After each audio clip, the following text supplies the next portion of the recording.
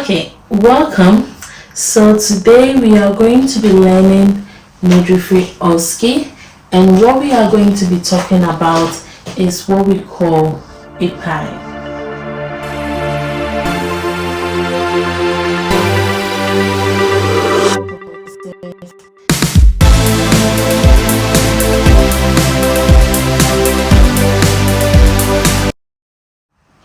If you've been learning on your own, you've been watching videos for so on, you probably might have heard of this word a lot, Apie. So we are going to go into details what this Apie means. So it's actually an acronym that stands for, so we have A, we have P, I, and E. So A stands for assessment.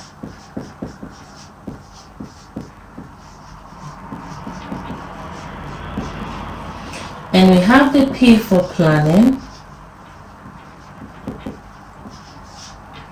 We have I for implementation.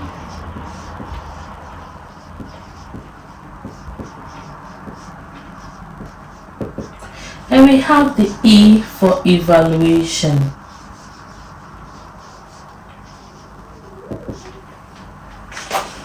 Yes, so all these assessment, planning, implementation, evaluation are individually stations on their own. So this is station 1,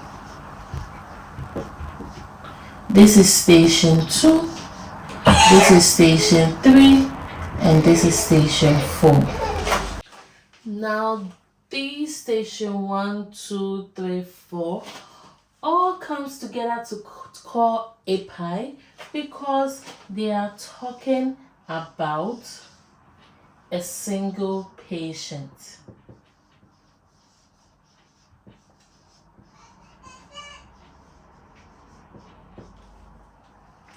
So your first, second, third, fourth stations is talking about just one patient. So all it means is that this patient is going to have to be assessed, and that is going to be a whole station called 1. Then after you have assessed this patient, then your second station you are going to plan the care. Then your third station you are going to implement the care. Fourth station, evaluate the care.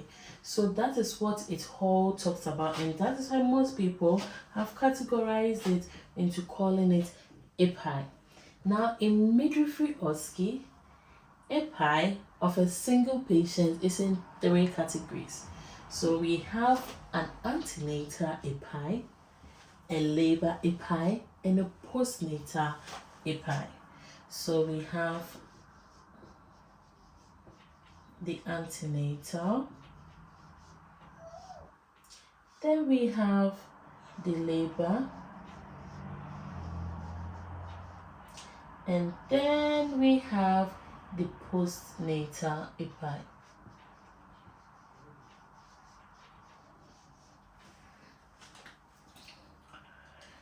These 3 is talking about a patient. So we have a single patient who is going to go through an antenatal assessment, who is going to go through a planning, implementation, and evaluation. Then we have a single patient who is in labor, who will need to be assessed in labor, plan care for her in labor, implement her care in labor, and evaluate her care in labor. Then we have the last patient who is a postnatal woman. He's going to assess her, plan for her care, implement, and evaluate. Someone will say, does it mean we are going to be doing antenatal Apie, labor Apie, and postnatal Apie? No, these are the 3 categories of Apie upon which they will give you one to do as your first 4 stations. So you can go on your sitting and you are given antenatal Apie. Another person can go, she's given labor Apie as her first 4 stations, and another person can go and is given postnatal Apie as her first 4 stations. But you do not, and the word is you do not have to do antenatal Apie, labor Apie, and postnatal Apie on a sitting. then that will be too easy because they need a range to pick one for student. At least they need to be a bit unpredictable for student. So this is just a brief intro of what the postnatal, antenatal, and labor Apie means. After that, let's talk about what the next four stations also mean.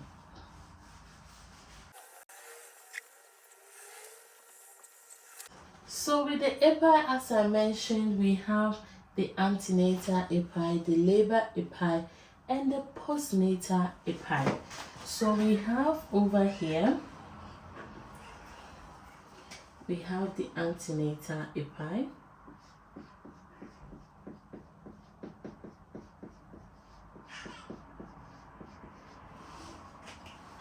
Then we have our labor Apie.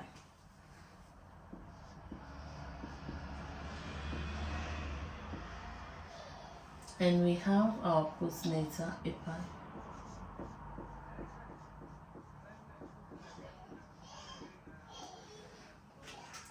So as I mentioned, they don't give you three things to do at the same time. No, you get to do one, but you don't get to choose.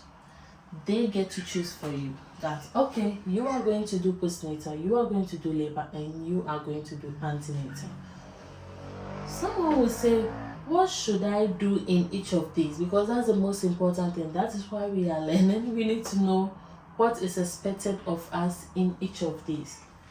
We are going to be learning assessment for these. So under assessment,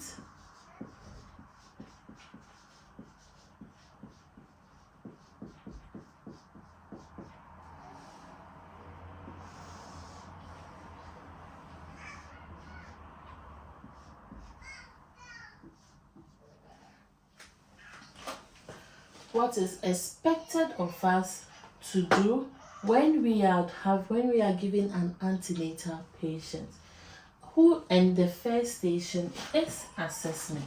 So this is station 1.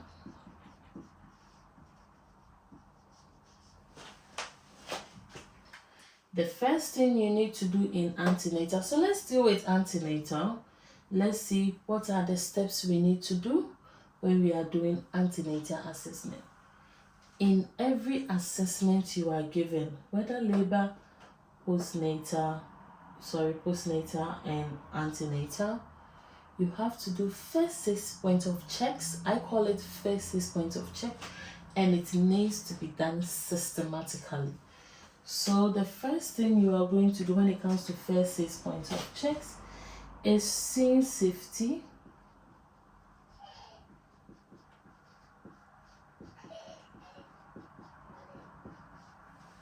The second thing you need to do for your 6 points of checks is privacy.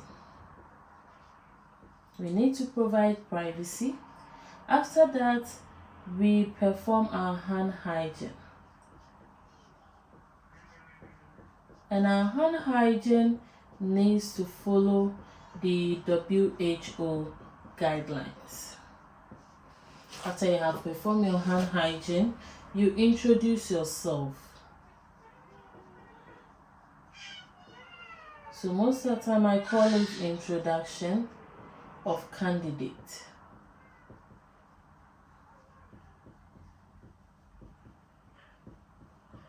After you have introduced yourself, then you check patient's details.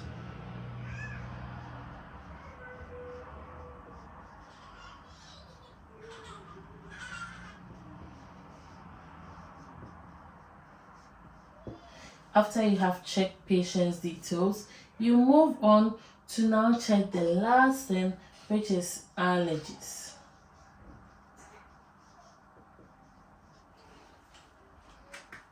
This is your first 6 points of checks, and they need to move in that order. So you check your scene safety, you provide privacy, perform hand hygiene, introduction of candidate, check patient's details, and check allergies. After you have done your first 6 points of checks, then you review history.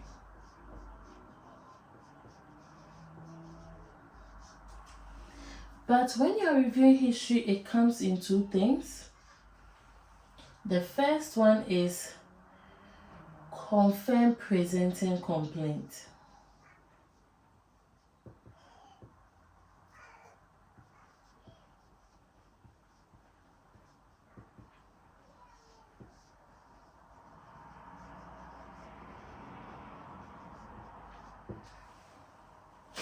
After you have confirmed presenting complaint, then the next one is confirm patient's history in the note.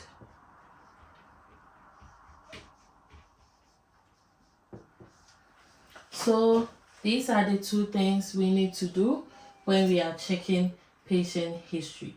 Then after you have checked patient history, you will need to now seek consent and perform your observations. Now when it comes to observations, I always say that there are 5 things you will need to do to check observations under antenatal. The first one we have is what we call maternal observation. So we have the maternal observation. So let's clean this arrow off so we don't confuse each other. So maternal observation.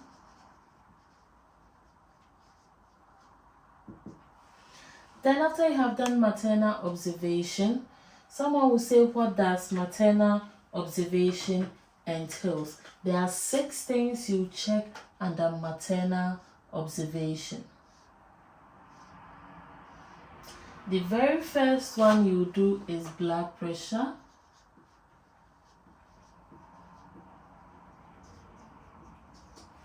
After you have checked your blood pressure, you move on to check your capillary refill.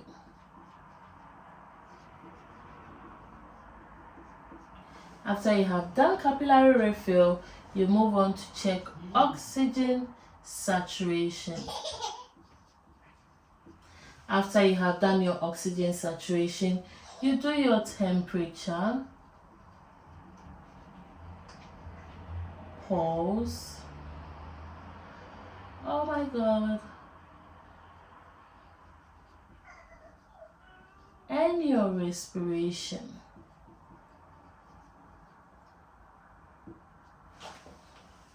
Awesome.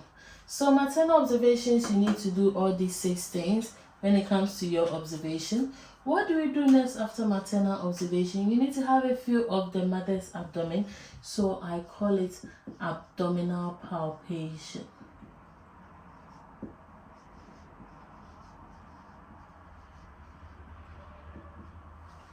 After you have done your abdominal palpation, you move on to do what we call, there's so many things, about 10 things we can do on abdominal palpation, which we'll be diving into that.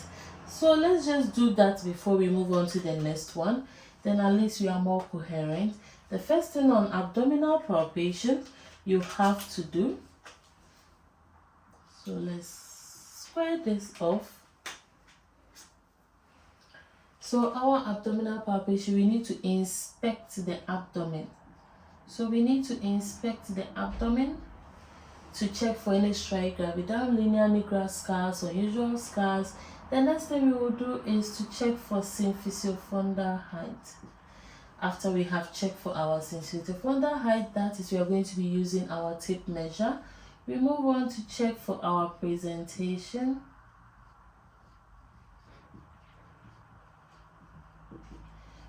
After presentation, we can check for descent.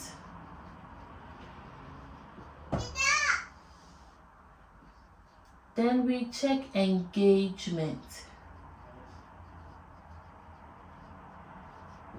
What again can we check? We can check for what we call lie. Then we can check for fetal back position.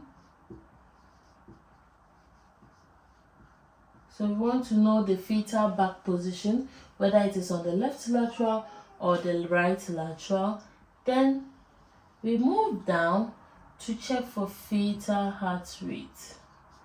After we have checked for fetal heart rate, we also check for what we call contractions. So we want to know if there is contractions. Then the final one to check under abdominal palpation is fetal movement. So we always want to know if mother is happy with her fetal movement. So these are the things we'll be checking when it comes to abdominal palpation. So we have 1, 2, 3, 4, 5, 6, 7, 8, 9, 10. So there are 10 things we check on abdominal palpation, which is quite a lot. Then under this same antenatal, we want to inquire if mother is having any vaginal loss. And when I say vaginal loss, we mean, has she ruptured? Is she bleeding? Is she having any offensive discharge? So as you know, women, we have discharges, especially when we are pregnant, and that is called leukorrhea. That is not the discharge we are talking about. When we talk about vaginal loss, we are referring to the water in the baby's womb and the blood the mother is containing. You know that. So we don't want any of these to present itself. But if we see that that is what we are referring to, so if you are inquiring about vaginal loss, you will want to know about bleeding or rupturing of memory. So our next thing we check is the inquiring. I always call it you inquire.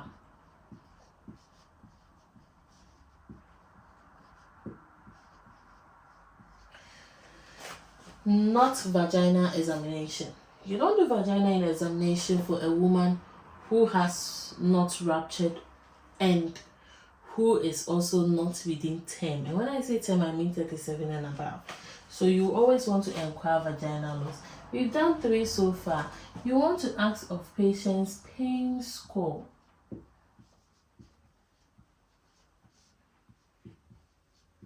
So in midwifery, our pain score ranges from 1 to 3.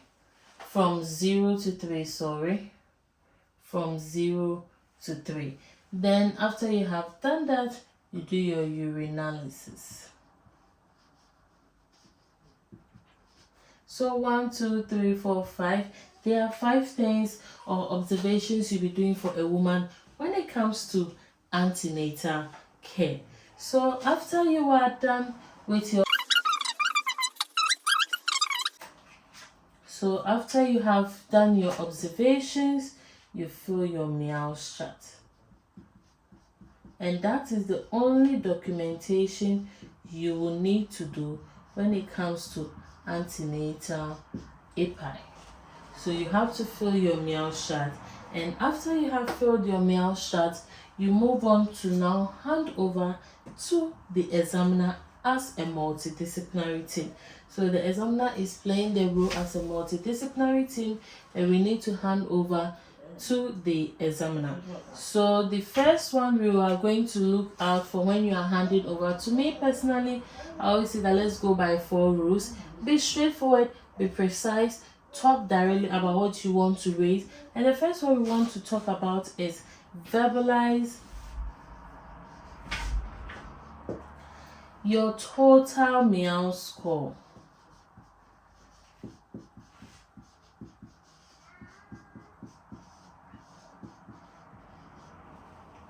After you have verbalized your total meow score, the next thing you want to do is also identify area of concern.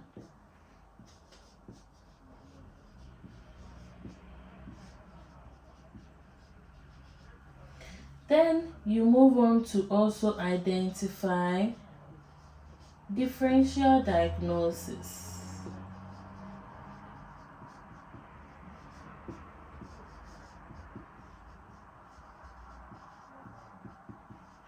Then the last thing you want to talk about is recommendation.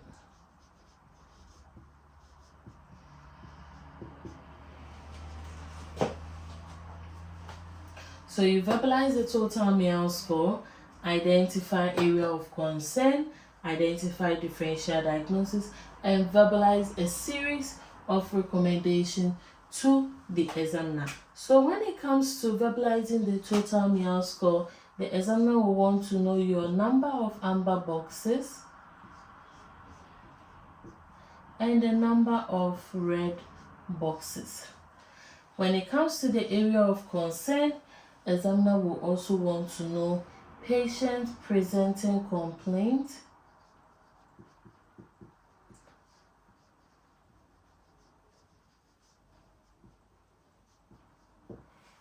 and the abnormalities of your assessment. So what abnormalities did you get on your assessment? You verbalize that as well.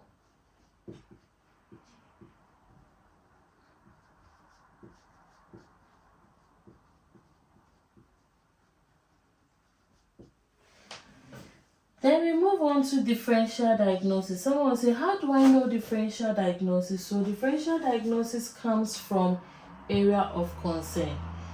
If a patient is presenting with abdominal pain as an area of concern and patient is having a raised blood pressure, what are the two things you'll be thinking of? A pregnant woman who is 10, I'll be thinking of contractions. If I'm thinking of contractions, definitely I'm thinking labor probably is setting in. If it's got to do with blood pressure, I'm probably thinking of pregnancy-induced hypertension. But as to whether I'm going to categorize into pregnancy-induced hypertension, preeclampsia, eclampsia, or the HELP syndrome will depend on proteinuria. So just raised blood pressure in pregnancy is pregnancy-induced hypertension. When it is presented with protein in urine, you get to have preeclampsia. If patient is now having seizures together with preeclampsia, you want to call it eclampsia. And in adverse effects whereby there's embolism and clotting factors and issues, then we move on to the HELP syndrome. So when it comes to identifying differential diagnosis, it's recognizing the presenting complaint and the abnormal assessment and getting to know what actually is going on after these things. After which you go on to recommendation. Now the recommendation is coming from the back of your meal chart. When you turn to the back of your meal chart, there is three categories of information under which you pick your recommendations from, and that is going to base on your total amber or red boxes. So when you go to the next video, which talks about how to document your meal chart and how to interpret the meal chart, these two things is going to make a lot of sense, because then you will know how to import all those knowledge from your meal chart over here onto your recommendation. So at the end of the day, there are three things you need to do when it comes to midwifery assessment for your Osce, and the first one is the practical. The second one you want to talk about is documentation.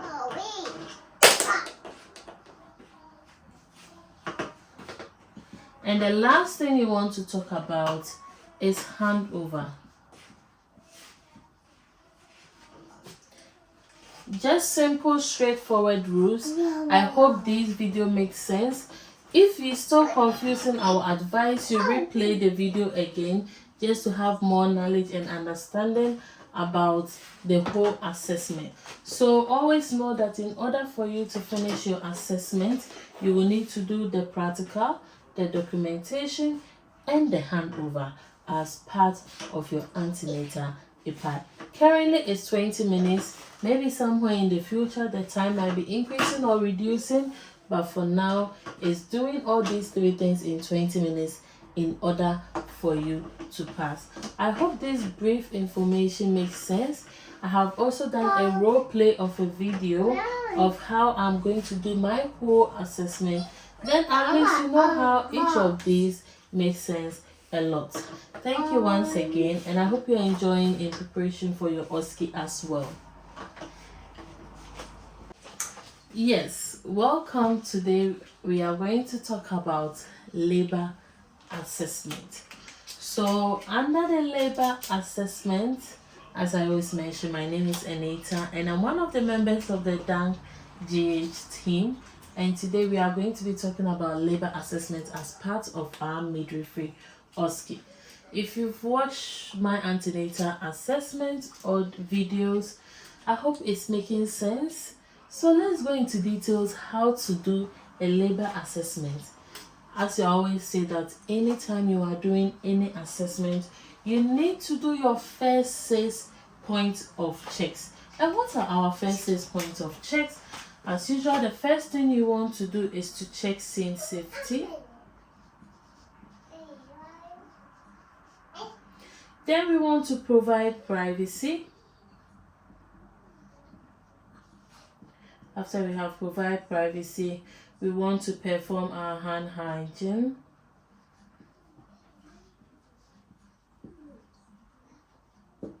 After we have performed our hand hygiene, we introduce ourselves.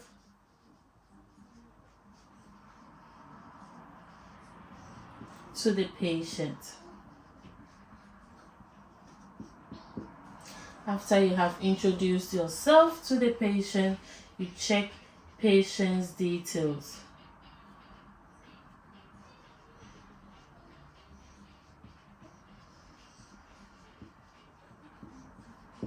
After we have checked patient's details, you want to move on to now do your allergy check.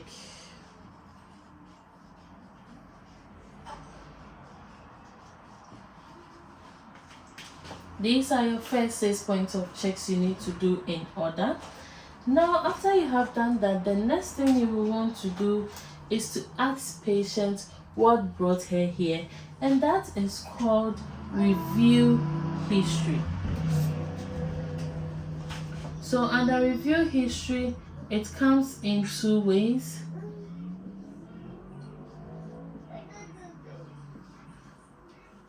And when it comes to the first one is asking what brought the patient here, and that is reviewing presenting complaint.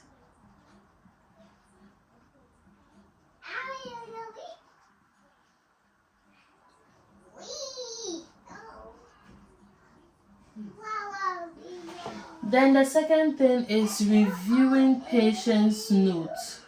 And when I say reviewing patient's notes, and that is the list of history reflecting on the scenario question paper. Your scenario question paper in assessment is always considered as patient's notes. So that is reviewing patient's notes. After you have reviewed the patient's notes, the next thing is you want to start your assessment.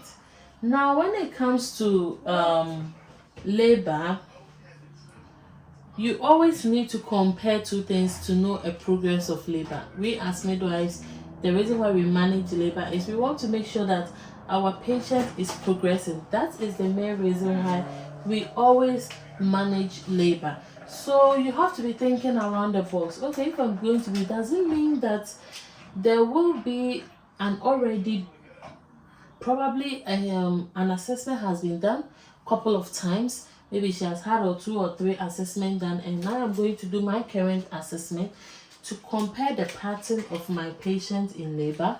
We should be thinking about that.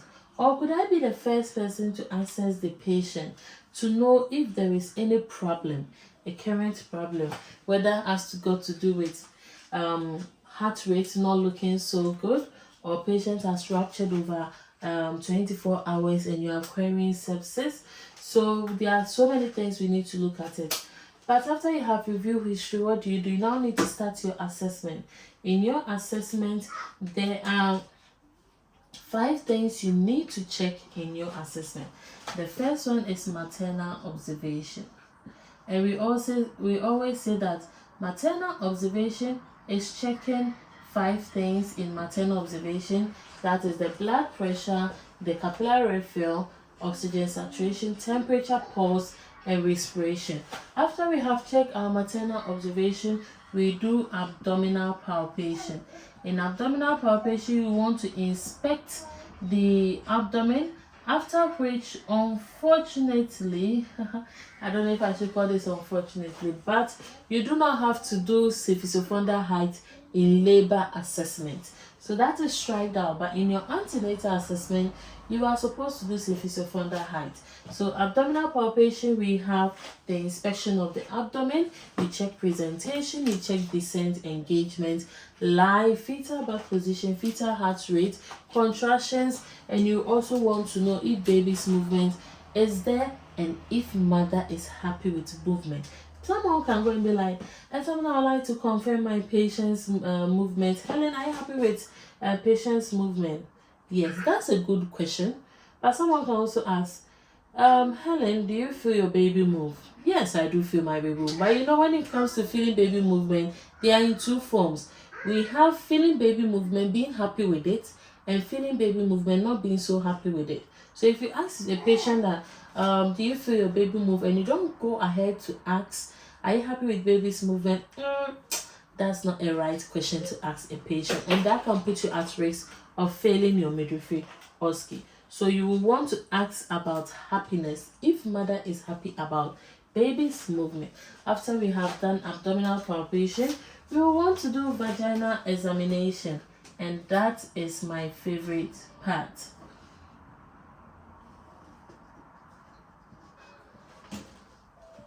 When it comes to vaginal examination, I always say there are about 10 to 11 things a candidate should have in mind when you want to check vaginal examination and pass effortlessly. The first thing is you want to inspect the perineum. Come on, inspect the perineum. Get to know, is there any possible signs of mutilation, genital was, edema. You also want to check the temperature and warmth of the vaginal wall. You want to also move on and check the station. Some people always confuse station with descent. Descent is always checked abdominally, but station is checked vaginally. And the difference is that the meaning of station is the descent of the presenting part in relation to ischial spines, and descent is palpating between the edge of the symphysis pubis to the fetal shoulders and knowing the number of fingers accommodating the space. So if this is the edge of my symphysis pubis to the baby's shoulders, that is done abdominally. But if I'm checking the descent of the presenting part in relation to ischial spines, then that is vaginally. So you want to check station vaginally and you want to know descent abdominally. So you check for station, then you move on to check 4 things around the cervix. First of all, you want to know the position of the cervix, the consistency of the cervix, the effacement, and the dilatation of the cervix. After you have checked the cervix, you want to know membranes, if membranes have ruptured before you did the examination, or if membranes are intact and bulging, or if membranes are intact and not bulging, or if membranes have ruptured during your examination. These are things you want to know under your vaginal examination considering membranes. After which you will want to know about presentation. Once again, you check that abdominally. By this time, you get to feel the baby's head. If it's limbs, you will know. So you want to confirm vaginal examination vaginally as well. Then you always want to know the position of the fetal head in the perineum or in the vagina or above the ischial spine. What is the position of the head? Let's say this is your baby. Baby's head. First of all, you need to think about things. We have anterior fontanel and posterior fontanel. When the sutures are coming together, when a baby is descending in the pelvis during labor, most of the time they either come in alignment or they glide over. When they glide over, that's what we call the molding. But let's say that they've not glided over, they are in alignment. So thinking about it, the posterior, which is the occiput aspect, should be in a shape like this.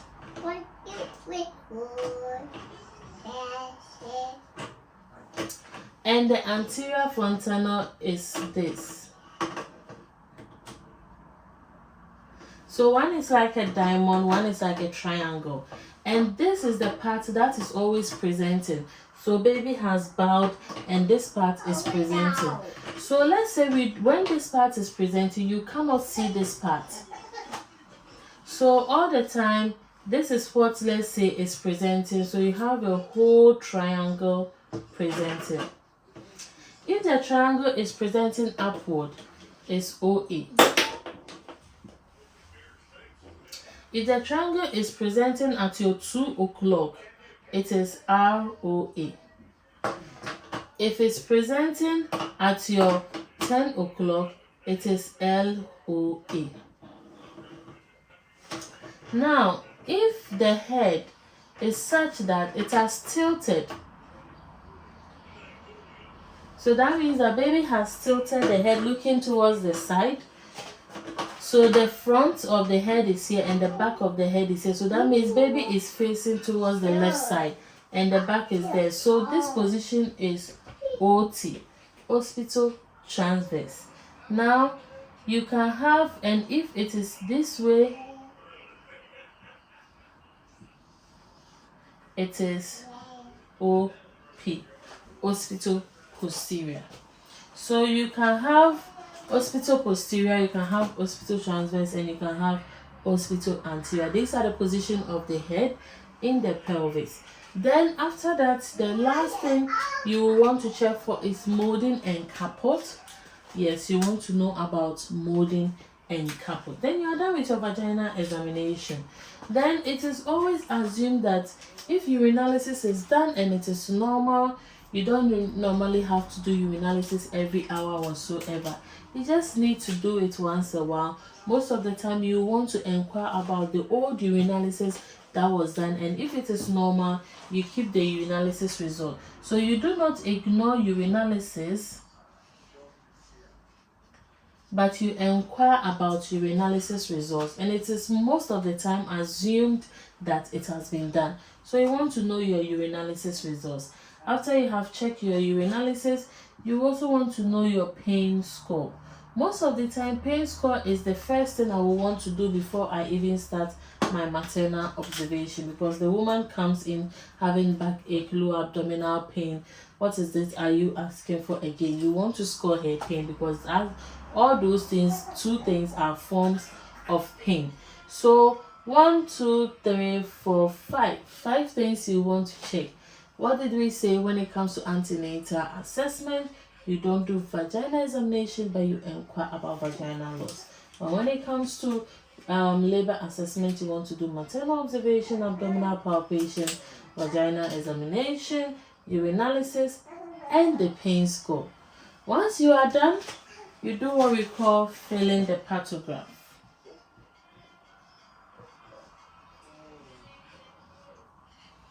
You want to fill the pathogram. Then after you have filled the pathogram, you want to speak to the patient about what is happening. And that is a form of a handover.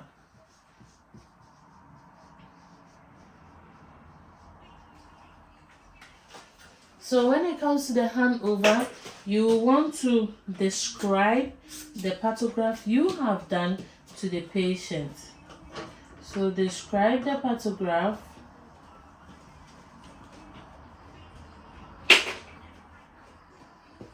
The next thing is you want to address area of concern.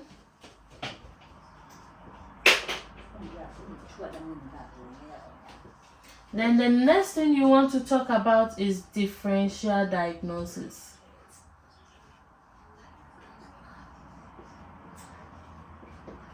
Then the last one you want to do is recommendation.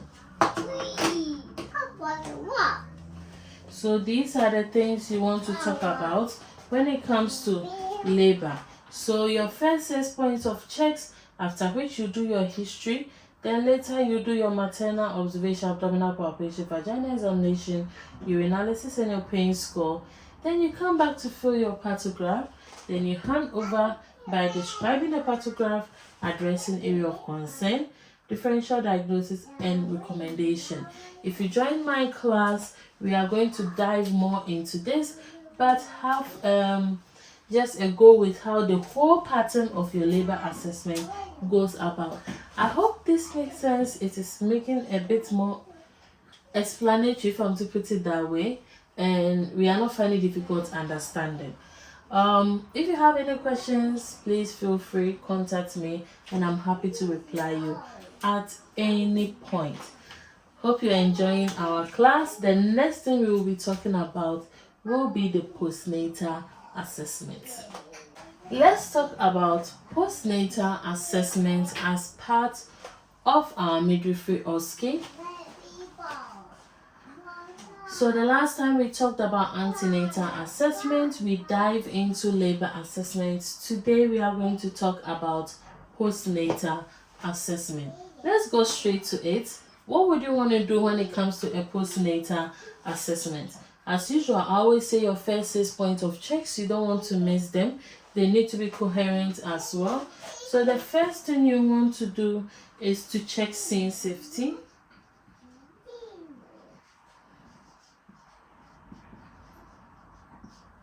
After you have checked scene safety, you want to provide privacy. After providing privacy, you want to perform your hand hygiene. After hand hygiene, you want to then introduce yourself to the patient. After introducing yourself to the patient, you want to check patient's details.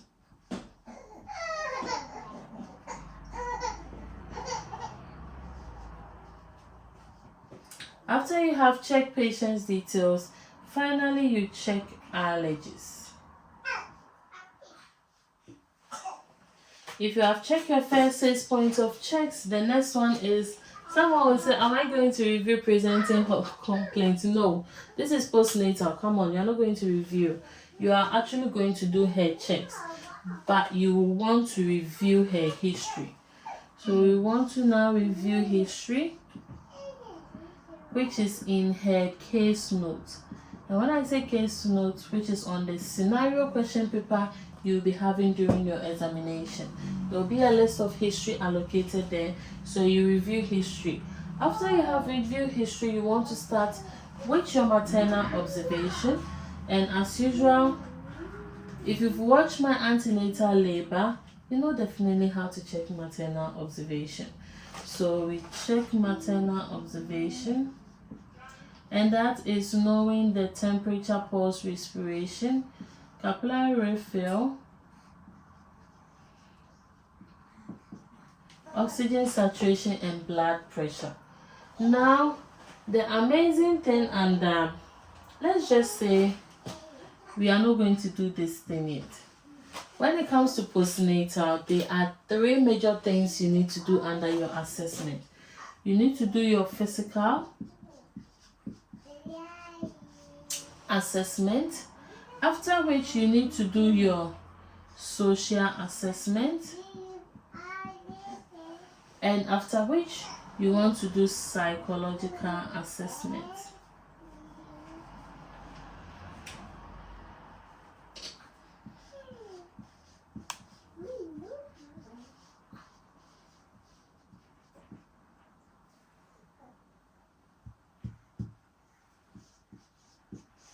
Yes. So we are going to go into each of these one by one. Someone will say, oh God, this is a lot. Yes, it is a lot.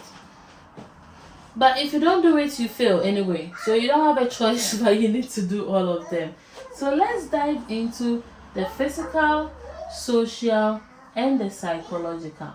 When it comes to the physical assessment, there are a range of checks you will want to do, and the first one is maternal observation.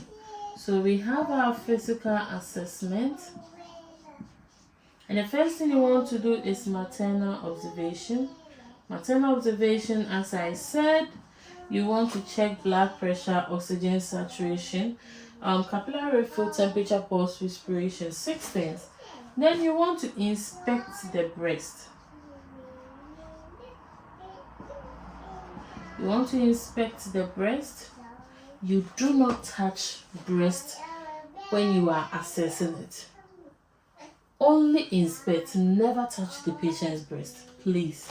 never touch. And you are supposed to inspect one after the other. You don't just expose the patient's breast and observe. No, open one side, observe, inspect, open the other side, observe, inspect. After we have done that, we want to palpate the abdomen for involution, distension, and pain. So we want to palpate the abdomen.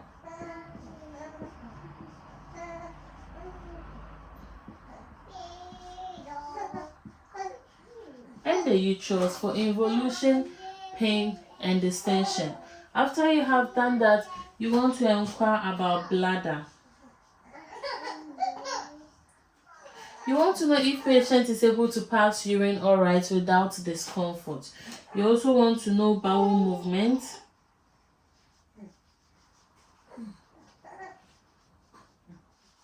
When it comes to bowel movement, you want to know, has the patient been passing gas all right or able to pass wind? And the second thing is, since mother had her baby, has she been able to empty her bowels? That is the assessment you want to know. After that, you have checked for the physical checks. You want to inquire about the perineum. When it comes to the perineum, you want to inspect. You don't want to touch anything over there. Inspect. You can check the locale for smell, volume, and color. You inspect the perineum for any tear or trauma that was stitched and unstitched. You want to know if it's healing well or looks infected. After that, you want to do your VTE assessment. VTE assessment is used to rule out deep vein thrombosis. When you are checking this, you want to know for swelling, pain, redness. You also want to know if mother had any blood thinners during pregnancy, or did she have blood thinners after delivery, such as soluble aspirin. So you also want to rule out VTE assessment. You also want to know if mother has been mobilizing and able to mobilize as much. It is both VTE assessment and also a postpartum wellness. Then the next thing is, you want to inquire if she has started exercises. And when I say exercises, I mean Kegel exercises, not planks or Pilates. So you want to know if she has started her Kegel exercises. Then you also want to find out if she was discharged with any medication. So we have take-home medication.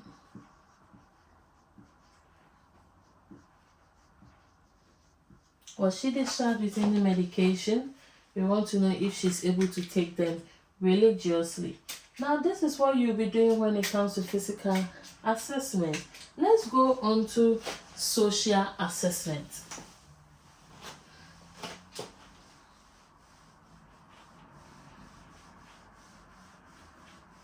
When it comes to the social assessment, it's just pieces of questionnaires you want to know from the patient. Under the social assessment, you want to know if she's got family support, either from partner or relative. You also want to know if she's employed, self-employed, or unemployed.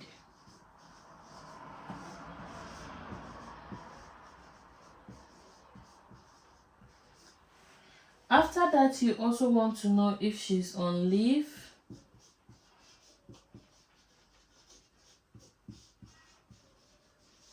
and does it come with pay. So these are the social questionnaires you want to know from mom. After you have done social, you want to check for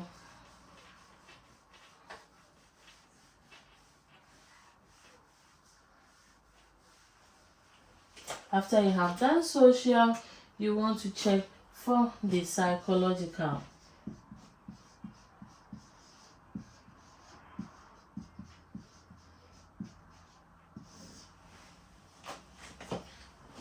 This thing, people just go to ask, are you anxious, are you depressed?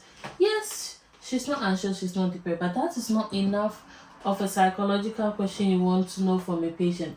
There are so many psychological questions you want to know. The first thing is, you want to know if patient is safe. This is a safeguarding question, also a psychological question. You want to create that safe space for the patient to always raise concerns at any reasonable opportunity. So you want to check patient safety. The second thing is you want to know if patient is anxious or depressed.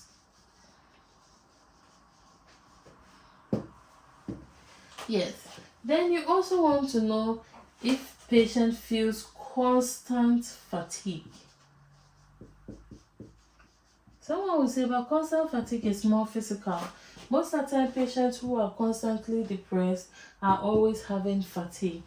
It's just constant. They just don't know what to do.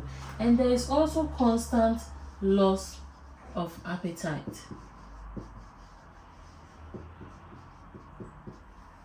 Yes, they always have loss of appetite.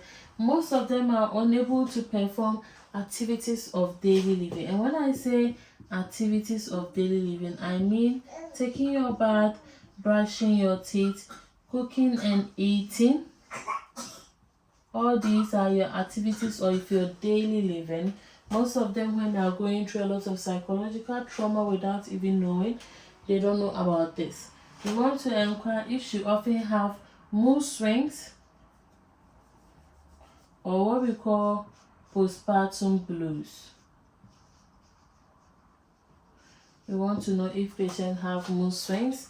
We also want to know if patients feels indifferent or overwhelmed when caring for baby.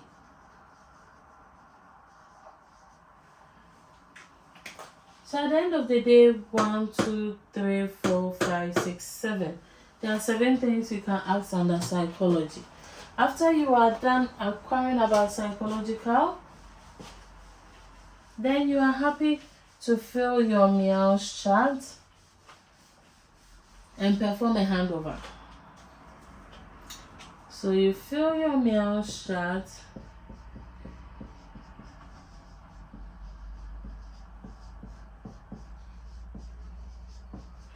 And you do your handover. This handover goes the same way as the antenatal. So the first one you want to do is, when it comes to your handover, the first thing you want to do is verbalize your total meal score.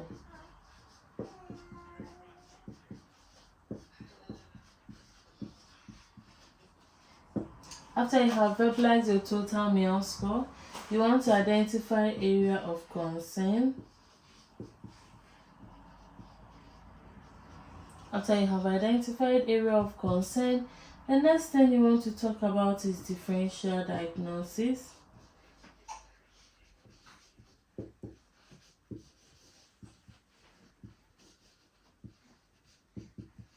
After differential diagnosis, you want to talk about recommendation.